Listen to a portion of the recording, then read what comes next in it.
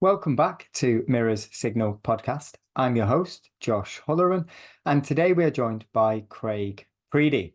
In today's episode, Craig talks about being a hypnotherapist and how that can help you either in life or in your work as a driving instructor, or to help you while you qualify into the industry. It was an interesting conversation and it kind of gave me more of an insight, and hopefully it will you guys into how hypnotherapy can help and its broader use case. And it's not just something for extreme phobias. So I hope you enjoy this episode. Before we get onto it, please make sure that you have subscribed to the YouTube channel so that you don't miss any episodes as they go live. You can also leave any thoughts that you've got in the comments and make sure that you give the episodes a like. You can also listen to the audio version, and that's available on the YouTube Music app. And if you've got any questions for me, you can contact me on my socials. I have my personal page, or you can find me on the Facebook page and the Facebook group, and they're both available at Mirror's Signal Podcast. For now, we will get on with the episode. I hope you all enjoy it. Craig, how are you doing? Not too bad, actually. Thank you very much for asking. Good. Thank you for talking to me again. Good to chat with you. Yeah, So, the purpose of this episode, I believe you're a hypnotherapist, is that right? that's right. Yeah. So, I'd like to talk to you a little bit about hypnotherapy and how it can maybe help people in our industry with a variety of different things. But I'd like to start as simple as we can. What is hypnotherapy? It's a big question, but not many words in it. Hypnotherapy is the way in which you can change the way somebody's subconscious views a particular problem or issue or the world around them.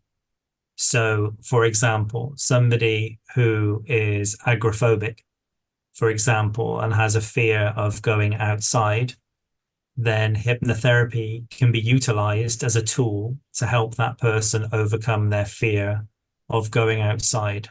And there are various different ways through hypnosis that you can do this, through various different techniques whilst the client is actually in trance. But that gives you an example. That's quite an extreme example for agoraphobia, but more commonly, people with anxiety, people with depression, depending on the level of depression, people with phobias, fears of spiders, fear of public speaking, fear of tests, these sorts of things. Hypnotherapy can help by changing the way that people view those things and give them a lot more positivity as a consequence. Have you found that that can help your learners with the driving test? I'm just thinking about where you've said about the anxiety and things like that. It's not really, I guess, a link that I'd have made with hypnotherapy and anxiety, but it's not something that I know a whole lot about. Okay. Have you found it's helped learners But it's prepare for interesting. test? Yeah, well, yes, it does. And it's interesting that you bring that up specifically because um, the reason I got into hypnotherapy in the first place was about 7 or 8 years ago, maybe even longer. I started to get a number of pupils, young girls mostly, but some boys as well. But anxiety was starting to reach almost like epidemic proportions. There were so many more people that I was meeting at the age of 17 that having some real anxiety issues, which was a shock for me because it wasn't something that I'd really experienced on a very big scale before. I'd met people, of course, that had anxiety, and I'd met people that were depressed and people that struggled in their day-to-day life, but not in the volumes that I was getting at the time. So I thought, well, I want to be a good driving instructor to these people. What can I do differently to help them overcome the anxiety that they feel and deliver something back which sets me above some of the other instructors in the area? And I looked at various different things such as counseling and what have you. And something that came up was hypnotherapy. And I thought, well, that sounds interesting. And I looked into that and I found a course which I liked the idea of. And I like the fact that they actually interviewed you to see if you were going to be suitable for the course as well. So I went to Bristol, had my interview, and was thankfully accepted onto the course. And I studied for a year and learned so much in that 12-month period. And I had to do clinical sessions as well with people in order to be able to build up a portfolio of work covering a range of things such as weight loss, anxiety, um, sleep disorders, those sorts of things. So I was working with various different clients, which led me when I qualified then to be in a much better place to be able to support the pupils that I had. Now, what I found what was happening was during the course that I was doing, the 12 months, I found I was able to speak differently to my students. It wasn't so much about what I was saying, it was how I was saying it. So the language that I used would change. I would be much more patient in waiting for a response. I would never be pushy. I was giving people more time. And what I noticed was my pass rate was slowly starting to creep upwards. And I'd always had a reasonably good pass rate, but my pass rate was improving. And I thought, well, the only thing that's changed is me, because I've done this course and I've got more knowledge about who I am as a person. And I've got more knowledge now of how maybe other people see situations around them. And these two young girls that basically triggered this in me, I was still teaching them a year after when I finally qualified. But I had also noticed that by teaching those two, they were twins actually, that even they were changing because of the way that I was changing. And I was able to make them feel calmer and more relaxed. And this wasn't through any specific hypnosis sessions that I did with them. This was simply in a change in me. So hypnotherapy, some people think, is simply about you lie on a couch, you have a watch dangled in front of you, and you're given some dreamy little words and music, and then you fall asleep, and then at the click of your fingers, you're awake and everything's fixed. I do that, but not with my students. I think it's inappropriate to do it with my students anyway. It's not a very good place to be when you've got your student on your couch and you're trying to hypnotize them, and then you've got to go into the car with them the next day and deliver a lesson. But I have done it for colleague students, and I've had a very good success rate. I think about 80% is my success rate for people that I've hypnotized with a fear of their driving test. But for my own students, I do use my hypnotherapy skills, and I do what effectively is like a waking hypnosis. They don't know it, but through the repetition, through the language that I use during the driving lessons, they do actually start to feel much more calmer and much more relaxed. What can I say? It's a skill. But it's interesting to see them change from the most anxious of drivers to people that are much calmer. I had a lovely text from somebody 2 weeks ago that when she sat in the car with me for the first time, we had tears before the car even started. She was trembling, very, very shaky. But I just stayed calm all the way throughout, and I never pushed. I didn't have any agenda other than what she wanted to get from the driving lesson. Anyway, so about 2 or 3 days after the lesson, I had a text message from her father saying, "You seem to have worked your magic. This is the text I've just had off my daughter." And she was like, "I can so see myself doing it now. I can drive a car. I'm looking forward. I've started to look for cars." And she was just so excited. And we had a lesson 2 days ago, and it was such a difference, taking somebody from that really, really anxious state, which was high anxiety, to somebody who just doesn't see any barriers to her wanting to learn to drive anymore. And that's only through the course that I did, learning the skills that I have to be able to bring those into the driving lesson and to enable her to have the time to feel safe. Because one of the main things in hypnosis is to make people feel safe. They need to feel safe, they need to feel comfortable, they need to feel relaxed. And that doesn't mean that they have to be asleep in order to achieve those things. So to answer your question, yes. So the purpose of the question, I guess, was to see how you found it fitting into your business. And I'm not expecting the people watching or listening to this are going to go out and get a qualification in hypnotherapy. I mean, great if you do, and drop us a comment, let us know how you've got on with it. But it has given me a couple of questions that maybe I didn't expect to have, but that change in you on the lessons that can now help your students. So I guess having that qualification has made you the better instructor that you wanted to become. So it's fascinating to see that. But how do you think this can then help people? Not necessarily the course, but hypnotherapy. Is there a place that it could potentially help PDIs and ADIs in their life or dealing with the job? Yeah, I think it probably can. We saw during the pandemic, I think, and it really was highlighted during the pandemic when our business was shut down for 7 months, I think we were in total, that there were lots of people that were starting to get very worried, very concerned about how they were going to pay their franchise fees, how they were going to pay for their car, how they were going to pay their mortgage. And stress builds up to a very, very high level. And trying to find some way of helping you to deal and cope with that stress is not always easy. And I say during the pandemic, and it's not just during pandemic times. I mean, I'm sure that you've experienced in the early days of being an ADI.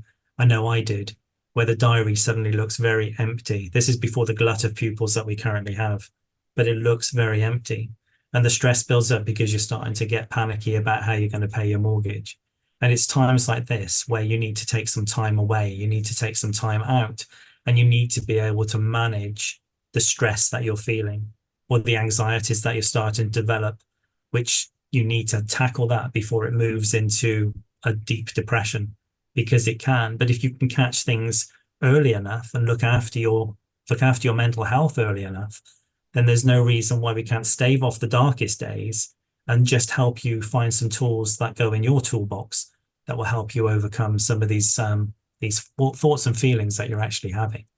So for a PDI, for example, that's just coming into the industry, who may have failed 2 part 3s and is on their final attempt, or even their 2 part 2s and is on a final attempt at that, that's a high stress situation to be in.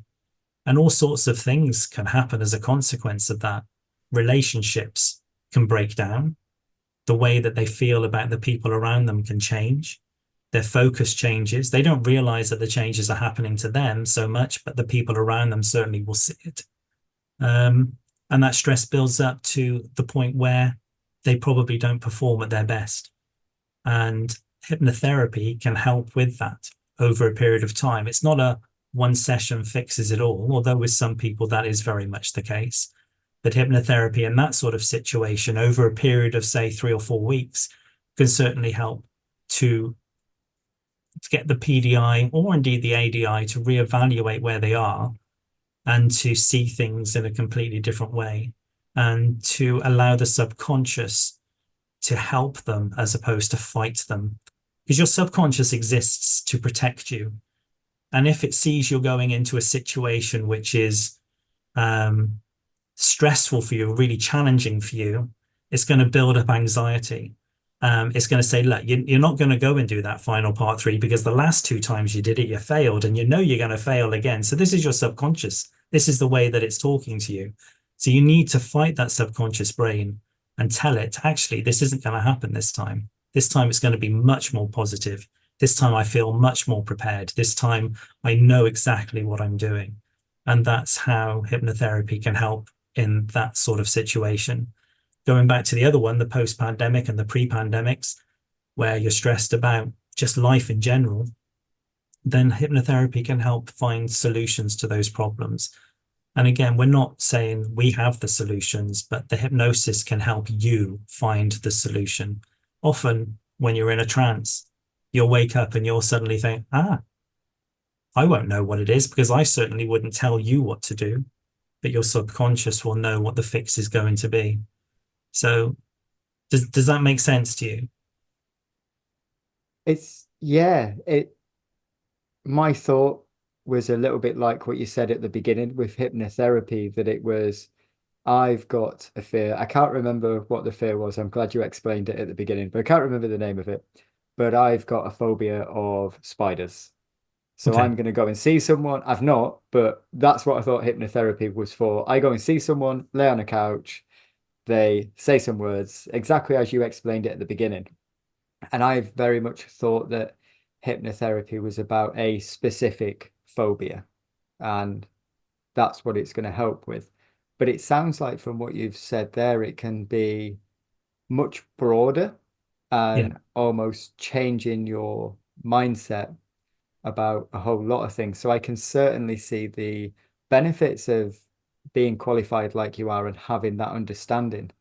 But I think at that next level of getting some sort of hypnotherapy to help you with your anxieties or your struggles, or for our audience, potentially a part 3 test or a part 2 test, and having that support and being able to change the subconscious. It's not something that I'd considered with hypnotherapy, if that makes sense. Yeah, it does make sense. I think maybe if I explain how the process works, that might be good for anybody watching to understand that hypnotherapy is nothing to be scared of. Some people say, oh, well, you could probably go and make me rob a bank then, couldn't you? And the thing is, if you're not somebody who is predisposed to committing crime, then no amount of hypnotherapy is going to make you commit crime. But if you're predisposed to go and commit crime, then hypnotherapy will just give you the tool that you want to go and do it. So we do have a big responsibility to take. So we certainly wouldn't be playing around with things like that. But if you imagine, take somebody's face, just imagine somebody's face. And from this part here, draw a funnel in your mind's eye. So basically, you've got the wide part of the funnel at the top coming down, and then you've just got the little bit at the bottom. And where the narrow part meets the wider funnel part at the top, that little gap in between, that little break, if you call that the conscious critical faculty, so it's like your belief system.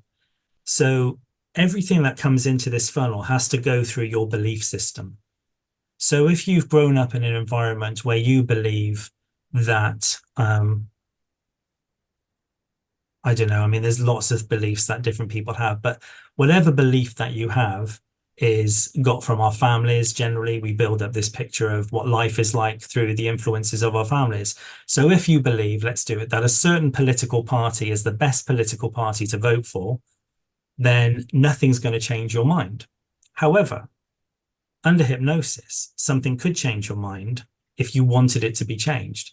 So we open up the conscious critical faculty, and the way to do that is to induce a trance, put somebody into a dreamlike state where you can then plant a suggestion which allows the subconscious to take on board new ways of looking at things. So if you believe that the sky is blue, that's great. But under hypnosis, we could change that belief to make you believe that the sky was green, simply by opening up the conscious critical faculty and changing something there. Does that make sense? Yes, It's okay I to think say so. No, so. it does. I think anyone who's listening, though, you need to watch the video so you can see Craig explaining what he is. But yeah, feel free, delve a little more into how we change that thinking from what we believe to give us the tools to change that Okay. belief. Say, for example, that you've had a part 3 and it's not gone well. And you've had your second one, and that was a bit of a disaster as well. You're going to be feeling pretty rough and not maybe prepared for your third one. You might have had a lot more training, but you're still going to have that level of self-doubt. Under hypnosis, we can change the way that you view the situations in the first 2 part 3s that you had. So we could do something like a rewind technique, if you like, where we rewind the whole picture, almost like you've got a remote control. In fact, this is one of the things that we can do under hypnosis, is to allow the client to imagine that they're holding a remote control and they can just press rewind on the images that they see. They can pause those images they can look at those images, they can reevaluate the image and then change it. So if you said something to your pupil that you wish you'd never have said, then you can rewind it and pause at that moment. And then we can, under the hypnosis, the words from me might be, now think about something that you could have said differently. So they'll do that, and then they can press play again. And then we can say, and the next time a similar situation happens, that's exactly what you will do. So we've just changed the way that the subconscious views it. Does that make sense now? You've effectively rewound something in the past, changed it so that the next time something similar happens in the future, you'll be better prepared for it. So is hypnotherapy dealing with the fear of something? From what you've said there, we can't change what's being said, but I guess we can change the way we view the situation and the potential fear or anxiety that that thing might cause us, so that if it happens again in the future, we're not worried. We're not thinking about what happened in the past. We're almost thinking about the positive in the now. Yeah, absolutely. So we're changing that negative thought and belief that we had. I believe that every time this happens, that's what's going to happen. But we change that. So we go back to that situation. We look at the situation and we turn it into something much more positive. Reframing, if you like. So we've reframed something bad into something much more positive. So when I teach, when I've hypnotized learner drivers, for example, I might take them through an entire driving test under hypnosis. And it'll feel to them like they're actually doing the whole test. And at the end of it, it'll just be, now imagine yourself smiling as the examiner hands your pass certificate and tells you that you've passed. So it gives them that feeling that they're gonna pass. They can see it. They can see it already. They've run it through themselves. They've done the test already. So now they can see themselves passing. And as a consequence, even if they don't pass, which 20% of the time they haven't, then the 80% that do knew that was going to happen. And even those that haven't passed for whatever reason, after hypnosis with me, they've all said what a positive experience it was and they weren't as nervous as they thought they were going to be. But it's just about when it kicks in. So as soon as you meet the examiner and the examiner calls your name, that's when it happens, because that's the trigger for the hypnosis to start. And you've probably seen that on TV programs. When I play the music, I'm Too Sexy, you're going to run around the auditorium and slap every bald person on the head. You know, it's a little bit like that as a trigger. So you're looking for that trigger response. So the way I see that a little bit as well, when you say about the visualization, Yeah. that's something that has been, I guess, relevant for me for some years with my sport and competition. And it's, well, imagine what you're going to do and your hand being raised at the end and you're going to win, and picturing. And it's something the coach is really big on when we're preparing for a competition. Is like, how are you going to win? What are you going to do? How are you going to get there? And I don't think as a hypnotherapist, if he is, he's hit it well, but he's very much going through the process of how we're going to achieve our end state. But it sounds like with the hypnotherapy, you're doing it, I guess, because someone's wanted additional help. Ours, I think, has been more preparation for a competition. I'm not worried about what's going to happen, but it's step by step. How are we going to win? Let's prepare for that. But I guess if someone's going to a driving test with fear, or a part 3 or a part 2 for that matter, I guess they can't see past that first bit of having their name called, and then do they jump straight to, I'm sorry to tell you, but today you've not met the required standard. It's interesting. The brain fascinates me, and the way that you can go back and change someone's views on it and help them going forward. It's If you amazing. think the description that you've just given about a sporting thing, it's like, if you think about when your coach is talking to you, you're completely zoned out and you're focused purely on the coach. Would you say that's true? Yeah. And every word that comes out of that coach's mouth, you're believing, and you're probably pumped anyway at that time, because this isn't happening right at the very beginning before you've started to do any training or whatever. So this is starting to happen throughout the training. So when you're zoned into a specific place, which means that effectively you've self-hypnotized. So I'm as I already in said, the zone. where you are, I mean, how many times have you watched a TV program or read a book or got to the end of a page or got 40 minutes into the film and not knowing what the hell's going on? It's self-hypnosis. It's just something that we've done. And when you're in such an intense environment as that, it's almost like a bit of a hypnosis. So all those words that are being planted, that's important to you at that moment, and that's going to stick. So all we're doing with hypnosis on a couch, if you like, or on a seat, is a bit more of a gentle approach. They don't need to go through doing laps and this, that, and the other, and punching bags and God knows what else just to get into the zone. I can help them to get into a place where they need to be. But it's horses for courses. So for you, that works really well. But I can help sports performance as well, but in a much more gentler way. I could help overcome public speaking in a much more gentler way. Those people that have got nerves about best man speeches, even those people that are nervous about flying, we can help that in a much more gentle way. So when they come to me, the first thing that I'll ask them is, so what can I help with? And they'll tell me what they would like some help with. And then I've got to try and formulate a plan which is going to work for that particular individual. So I will go through a series of questions. I will ask them what they like, what they dislike, what they might be afraid of. Because what I don't want to do is to put anything into anything that I write or read to them or tell them that is going to trigger a response, trigger a reaction. So if they say, oh, I really don't like water, and then I use my hypnosis script and I'm saying, I want you to imagine that you're stood under a beautiful waterfall, that ain't going to work very well. So it's really important for me to understand what they love and what they dislike, because then we build that into things that make sense to them. So the process after that, once we've got the plan in place, is I will try and get them as relaxed as I can. So there's a number of ways in which you can do that. And we call this the induction. And the induction is the first part of the process where you just get the person into a relaxed state.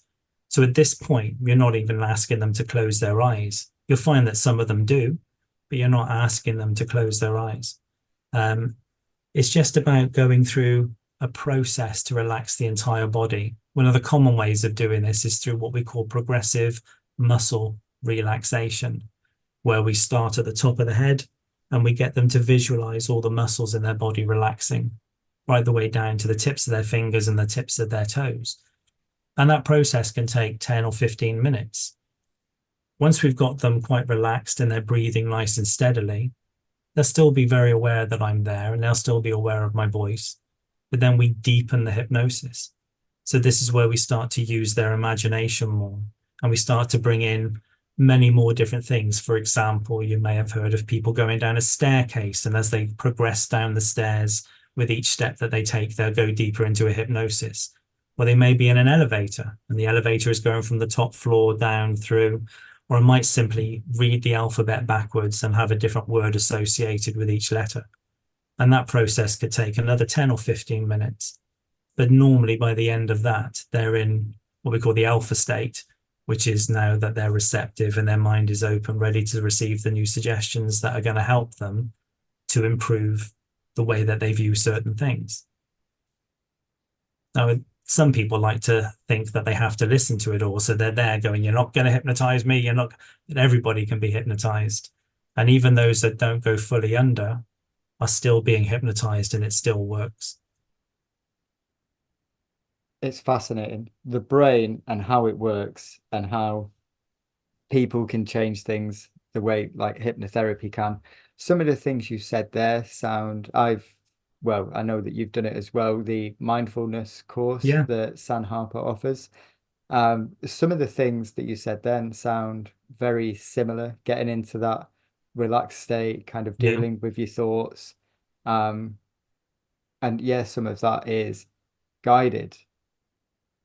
with the hypnotherapy, so I know that you can use it, like you've said, to help manage stress and anxiety and people preparing for their test, whatever test that they've got coming up. Do you think if someone has some hypnotherapy sessions, maybe around the anxiety of a part two or a part three test, do you think that can have more of a broader impact on them as an instructor when they start to understand their fears and anxieties, and it can help not just the part three or whatever test it is, but just overall be more content within themselves? Yes, definitely. I mean, there's a big long question, but yes is the answer. You see, the whole point of the hypnotherapy sessions is, I mean, if you go for counseling, normally a counselor will sit there in front of you and say, well, we're going to do 6 sessions, and 6 seems to be the magic number. Because after 6 sessions, generally, whatever problem that you've had is usually finding some sort of resolution. And that's not true for everybody. Some people will need ongoing counseling. But with hypnotherapy, generally, we can get to a solution for the person within about 6 sessions. And it's being able to almost storyboard the process that they're going to go through, starting with the initial session, which is almost like training them to be hypnotized because they've never experienced it before, or many people haven't. They need to feel safe and calm and comfortable in your company. That's the first thing, and know that you're not going to trick them, because people do have that fear that you're going to make them bark like a chicken or something like that. But, we don't, because it's unethical. But once they have done that first session and they've enjoyed that state of being completely relaxed, then the second session is where the hard work starts then. This is where we start to work on the real issue that they've come with, whether that be anxiety, whether that be just needing to de-stress. Maybe they have anger issues. Maybe they're just short and snappy with their pupils, but they don't understand the reason why. So we can start to work on those things to try and get to the root cause. And ultimately, when they finish the sessions, they will be in a much better place to be able to handle their students and maybe some stuff at home as well, if that's what they're looking to do. It can be tailored. It's very much a bespoke thing. This is not an off-the-shelf package that is the same for every single individual. There are many people out there in the past, people that you would have heard of, like Sigmund Freud, for example, who was, have you heard of Freud? No, I don't think so. Go on. Maybe subconsciously. Yeah, well, there you go. So Sigmund Freud is, he's well known for being one of the first therapists that actually used hypnosis as a tool to be able to support his clients. And he was very much into the child looking at the parents. So the relationship that you had with your mother or your father would affect the way that you behaved in life. And he had a friend called Erickson who sort of fell out with him over that, because Freud seemed to go a bit too sexual, I think, for Erickson's liking. And Erickson said, no, there's a very different way we can do this. So he went off and started to follow a completely different channel and a different path. But hypnosis, really, it doesn't matter which way you go with it. The whole point of hypnosis is to make that person feel that they've got control over the thing that is holding them back. That is the main process that we need to get them through. And that can be anything that they have. I'll give you an example of a chap that I saw last year. And you won't mind, I won't mention names, but this is a gentleman who was a managing director of an organization, and suddenly had developed this fear of travel. And for his work, he had to travel to the United States, and it was driving him insane. He was trying to think of every excuse under the sun to not go to the United States. He just didn't want to go. So he sought me out, and we started to work together 6 weeks before his journey to try and help him to relax about the situation, to try and overcome some of the anxieties and the fears that he was experiencing just simply about traveling. Now, this is a man that had traveled in the past, but had developed these fears now. Anyway, he successfully went to the United States and Canada and has been to other countries since, and he's quite happy now at traveling. So it doesn't bother him so much. My wife was very fear of heights, but she's fine with heights now because we did some sessions together, and now she's quite happy to go up a higher building or to walk on the edge of a building, like go up a cathedral, for example, and stand on the edge, those sorts of things. And recently I've had a young lass who had extreme anxiety and wasn't able to function properly socially.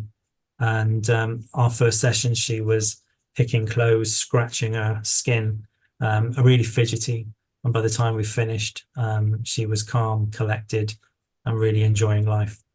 So it is horses for courses, is whatever the person needs is the solution that we will help them find. But I will help them find it. I don't give it to them. It's something that they find within the therapy that we use. There is something that you've said to me that's interested me. I don't know whether it's the right time yet. And you've mentioned a couple of times, because we speak quite regularly, about the vaping, Yeah, and that you can help me with that. And I think you may have mentioned that if I'm not ready, I don't want to quit vaping, then how effective it's going to be. I don't know, maybe I'm putting words into your mouth, but that does interest me, that I've done something for so long, either smoking or vaping, and that hypnotherapy can help me not do it anymore. it can, as long as you're ready for it. And it's your choice. The number of, I've seen people that have come not because of their choice, but because their partner has asked them to come along. A no smoking chap. And he sat there and he just said, it ain't going to work for me because I don't want to give up smoking. I said, so why are you here? He said, oh, my wife wanted me to come. I thought, well, he doesn't want to give up. He enjoys smoking. He goes and plays poker with the lads. He has a couple of whiskeys and a cigar, and that's his vice. That's what he enjoys doing. But, I went through a whole script with him, a whole session with him. And at the end, the last thing he said, what time is it now? And I said, oh, it's about 8 o'clock. I think we finished. He said, great. Because he said, I'm meeting the lads at 8:30. We'll put this to the test, won't we? And he was already thinking of his poker game that night. I don't know whether it worked or whether it didn't. Um, I don't think it did for him. But I do know of plenty of other people that I've seen for stopping smoking where it's definitely worked for them because they were ready for it. They just needed that little extra help. I think I just need to keep having these conversations with you, and you'll put me in. Is it would you say the waking trance? I don't, Awaking what, hypnosis, yeah. waking hypnosis, that's the one. And you'll just slowly convert me to a non-vapor over the next Maybe few months. we can try that. I would say we'll do a live one here so people could watch, but I don't think that would be very good because we get a load of people falling asleep at their chairs. It'd be great for my watch time. Yeah, we don't really want that though, do we? Just leave the podcast on play. It'll just keep going on to the next episodes. But it's really been a fascinating conversation around the hypnotherapy. And I know that there will be people watching and listening that are looking for something that can help them with struggles that they're going through. And I know that some of the work that you can do is over Zoom, but even if it gives people the confidence to maybe look at this as an option, either with yourself or elsewhere, and just give hypnotherapy a try and see if it can help with some of their challenges that they're going through with training. But what I would like to do now, if we can, I've got some tell me questions. Do you mind if we go through some of those? Some tell me questions. Is this like Yeah. the DVSA test, is it? Kind of, but I've just made my own basically, and I'm going to put you on the spot with them, and we'll see what answers you can come up with, if that's all right. That's fine. Can I just say before you do that, I've recorded a how to pass your driving test or driving test with confidence. It's on SoundCloud, but if I send you the link, perhaps you could put the link into the notes at the end. So anybody can Absolutely. access that for free. All right. So that'll be a little gift for anybody that has a student that's struggling a little bit with their driving test. It doesn't cost them anything, but they can just send them this link. And my students tell me that it's very effective for them. So if others want to try it, then they can. So yeah, I'll send you the link. Absolutely. That link will go in the description and we'll make sure that everyone can get access to it. So thank you very much for that, Craig. It's all And I right. hope people find use for it. Good. But with the questions then, let's get them and then we will have final messages at the end. So I'm sure we can discuss a few other things there. But the first one, can you tell me what car you would drive if it was the only car you could drive forever?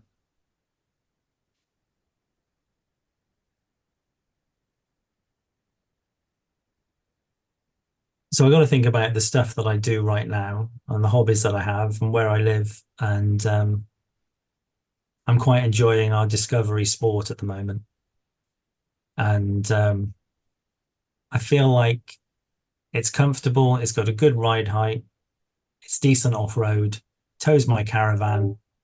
I think that fits the bill purpose perfectly. And as long as I don't have any problems when I'm 85 years old reversing it into parking spaces, and yes, I think I could probably drive that one forever. So yeah, or that or a newer version of it at some point in the future. But yeah, I do enjoy driving that. It's a nice car to drive. I think I'm going to have to change this question. So many people either go back to a car that they once owned or one that they currently drive. It's interesting, but everyone takes it, like you said, you've got to drive it forever. We need to think about your hobbies, your life, bit of everything. So an interesting answer. You were already driving it. Yes. Well, I might upgrade it to the next one up, just the Discovery instead of the Discovery Sport. But it would need to be something big, 4x4-ish. Nice. Although from Good answer. 2035, that answer's going to have to change because it's only going to be electric cars anyway. So Well, I don't know. We've got some good political events coming up at the minute, along with manufacturers changing their stance on everything. We'll swerve that one for now. We'll come back in let's 2035 and let's we'll talk park it. about your latest model Discovery that still runs on petrol or diesel, whatever you choose. Absolutely. Probably dog pee, actually, with the number of dogs that we've got.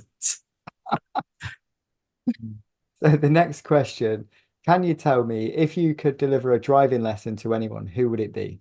Oh, I like that question. Ah, there was somebody actually that couldn't drive. Johnny Vegas. He doesn't drive. And I would love to reach out to Johnny Vegas and teach him to drive because I think A, I get on really well with him. He's hilarious. Oh, I think he does drive now. He drives an automatic, doesn't he? But yeah, he would have been a really good one to drive. Jack D is another one who would be quite funny to teach. And he's an older driver as well. And I don't think he drives. Um, but a fictional character, which would be quite good. If we could grab somebody from the 23rd century, how about Jean-Luc Picard from Star Trek? He was the captain of the Starship Enterprise. So he can pilot a starship, but I'm not sure he'd be able to drive a car. So that would be quite good fun to teach him that as well. There's some interesting answers there. Can you tell me the best advice you ever received?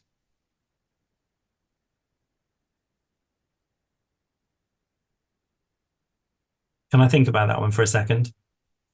Yeah, should we park that one, come back to it? Yeah. Can you tell me your favorite book? Oh, yes. One that I really enjoy and I could read again and again is a book called Counseling for Toads. Okay, I don't think I've heard of that one. No, I'm going to see if I've got a copy of it here.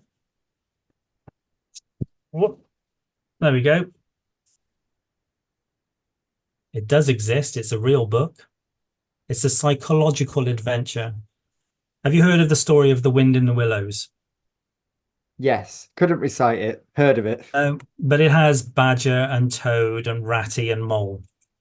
Basically, somebody called Robert DeBord has written this book called Counseling for Toads, and it takes up the story a little while after The Wind in the Willows, where Toad is feeling a little bit depressed. He's living in Toad Hall, and his friends are very worried about him. And this heron moves into the town, and the heron happens to be a counselor. So Badger and Mole and Ratty get together, and they encourage Toad to go and see this counselor. But it's a really wonderful way of telling the psychological journey of somebody that's experiencing mental health problems and how those mental health problems can change through the support of your friends and also by getting a good counselor.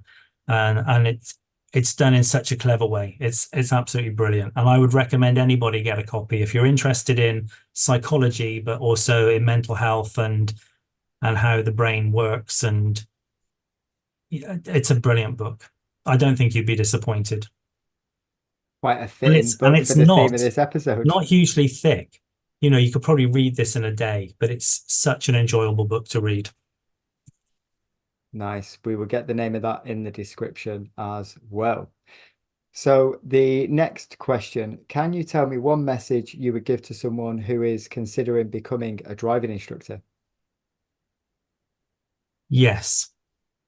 Anybody who is beginning the journey, the first thing is to say you won't be a millionaire and you shouldn't go into it if you want to be rich. You should go into it because you want to better the lives of some other people around you. Go in with that attitude. Don't go in thinking of the money. Go in thinking of the good that you can actually do, and go in it for fun.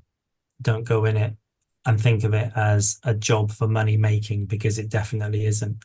You know, it's more of a vocation than it is of a big money making plan. Make sure that whatever you're going to earn is going to keep you in a lifestyle to which you're accustomed and can safely afford to live at. And make sure you save some money for a rainy day. Some really good advice there. Can you tell me one piece of advice you would give to a student before they go for their driving test? The examiner is looking for one thing and one thing only, and that is for you to be safe. Enjoy it. Great. Straight to the point with that one. Can you tell me something you wish you were better at?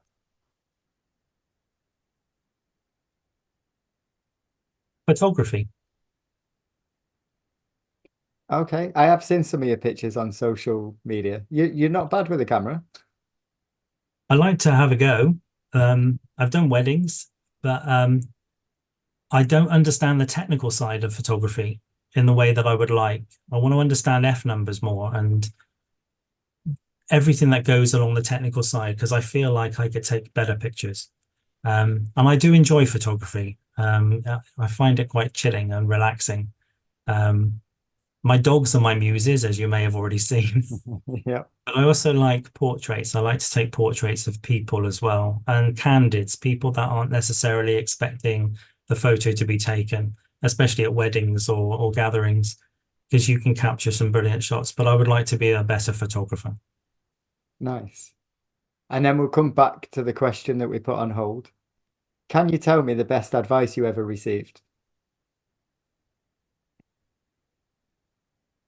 When I was a young trainer and a young .com business, right at the very beginning of the .com boom, I was very fortunate to get into the training and development department. Never thought I'd do it. And there was a mentor of mine, if you like, or the training manager at the time. His name was Simon Sheffield. And I was stood up, and it was only in front of 6 sales reps, but you know what sales reps are like, you know, they know it all, seen it. And I was cacking my pants, I'm not going to lie, absolutely bricking it. And he just took me to one side. He put his hand on my shoulder. He said, Craig, these people need to know what you know. You know more than them. So just stand up, deliver the information, and it will be so easy, and they will thank you for it. And I thought, okay. And I'd never really seen it that way before. I'd never really seen them needing something from me. I always thought it was me having to give something to them. So I actually contacted that guy. Somebody asked me that question, a while back, maybe a year ago. And it had been 27 years since that conversation I had with Simon, maybe. Anyway, I found him on LinkedIn or Facebook or somewhere. And because the person said, have you ever told him that he was that influential for you? And I went, no. So I found him and I sent him a message and I said, listen, I know it's a long time since we've spoken, but I wanted you to know how much of an impact you had on me at this particular moment in time. Anyway, he was overwhelmed by that message. But he messaged me again a couple of months later and he said, just wanted you to know I got a new job today as a director in this particular company. And he said it was your email that swung it. So what goes around comes around, eh? That's fascinating, isn't it? Yeah, it is definitely. But, he did so much for me in that moment. And I think sometimes people do such a lot for you in a moment that maybe you don't appreciate the full impact of it at the time. And they certainly don't realize what they've just said has had such an impact on you. And when that person said, well, have you ever told them? And I thought, no, I just thought I have to now. I have to go and find that person and tell him what a difference he made to my life. Because without him saying those words, I'd never have had the confidence to stand up in auditoriums and do presentations to 500 or 600 people, which I've been happy to do and enjoy doing. I really enjoy doing it, but I would never have done it if he hadn't have put his hand on my shoulder and said those words to me. So yeah, What that's the best bit of advice. what an impactful bit of advice you've received there. I love Yeah, it. definitely. And then the final question, you've made it through so far. Do you have any final messages that you would like to share? This is where you can plug any websites, any final messages, any thoughts that you've got. Oh, okay. So I've written two books. Some of you may have a copy. I've written a book for driving students. So if you've got students that are just struggling to understand the process or the pitfalls of taking a driving test, then the first book I wrote a couple of years ago was called How to Pass Your Driving Test. It actually looks like a smaller version of the highway code. It's about the same size and shape, but it's got some useful tips in there on how to prepare for the theory test, how to find a driving instructor, which of course you don't want them to go and find a different one, but yeah, and also the common top 10 reasons why people generally fail their test and some common tips to help overcome those. If you're an ADI or a PDI and you're coming up to your part 3 or your standards check, then I've written another book called From B to A. Just a little bit of a play on the A to B thing, really, but how to get your grade from a grade B up to a grade A, if that's what you want to do. And this book goes through the competencies of the part 3 or the standards check and just explains in my way what those mean and how you can best understand them. And the reason I wrote that book, simply because I didn't understand the competencies. So I thought, I'm going to do some work here and go and find out a little bit more about them. And I thought, well, more people need to know this. So I put it down onto a book and wrote that book. I run a driving school called Y Drive, and you can find out more about me and my school at ydrive.co.uk. My hypnotherapy website is craigpreedyhypnotherapy.co.uk. And feel free to contact me through any of my social media as well. If I've got any questions I can answer, then I'd be happy to do it, whether that's hypnotherapy related, part 3 training, check test rescue, whatever it is that you need, I can help with all of those things. Amazing. Craig, we'll make sure that all of those go in the description. But thank you Thank very you. much for your time tonight. I really appreciate it. And I've enjoyed that. It's been great to be able to talk about hypnotherapy. Thank you very much, Craig. I hope people get some benefit out of this and maybe reach out to either yourself or a colleague in the field to Yeah, get some absolutely. support that they need. Definitely. Thanks, Thank you Josh. very much.